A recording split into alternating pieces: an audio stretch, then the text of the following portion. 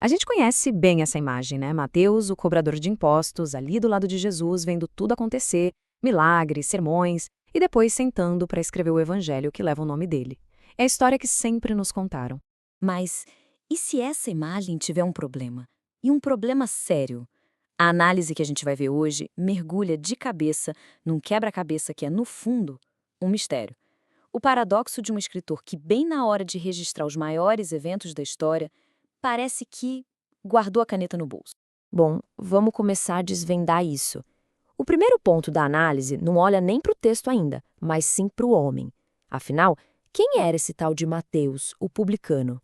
Pensa só no grupo dos apóstolos. A maioria ali era pescador. Gente acostumada com rede, com barco, trabalho pesado. Mas Mateus, ele era a exceção. A profissão dele era cobrar impostos, o que significa que a vida dele era papelada. Ele vivia com uma caneta na mão, registrando tudo. Ele era o cara treinado para confiar na tinta, não na memória. Ou seja, ele era basicamente o único escritor profissional da turma. E é aqui que a coisa começa a ficar estranha.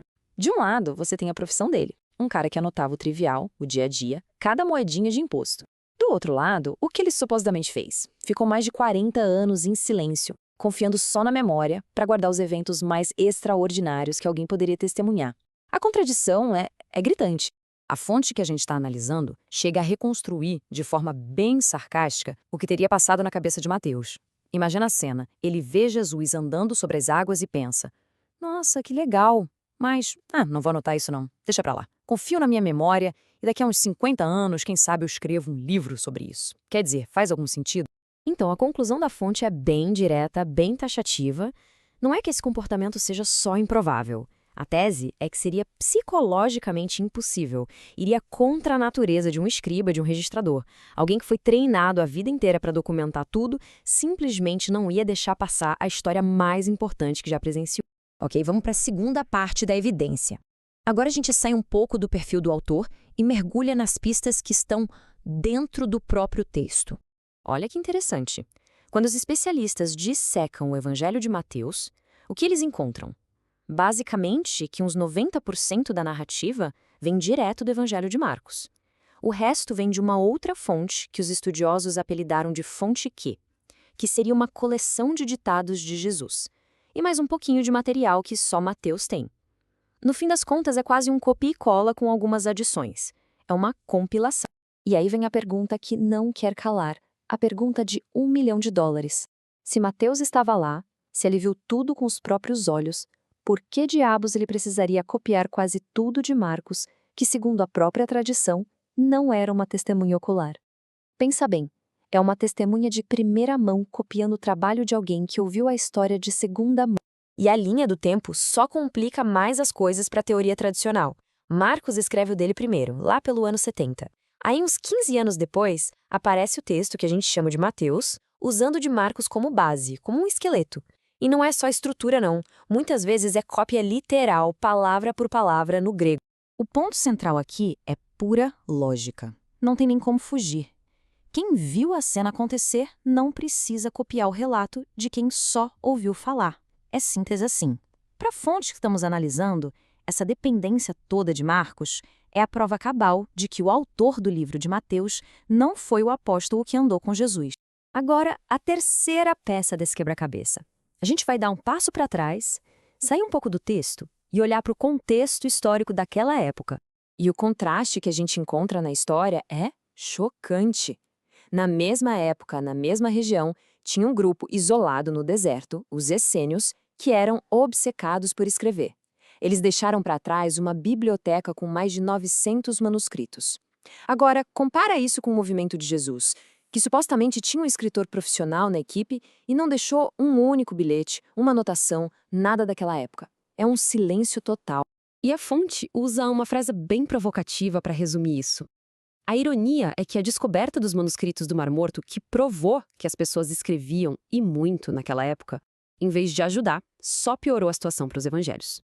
Acabou tornando o silêncio dos apóstolos ainda mais esquisito. Se todo mundo estava escrevendo, por que justamente o grupo que seguia o Rei dos Reis teve esse apagão de documentos? Zero.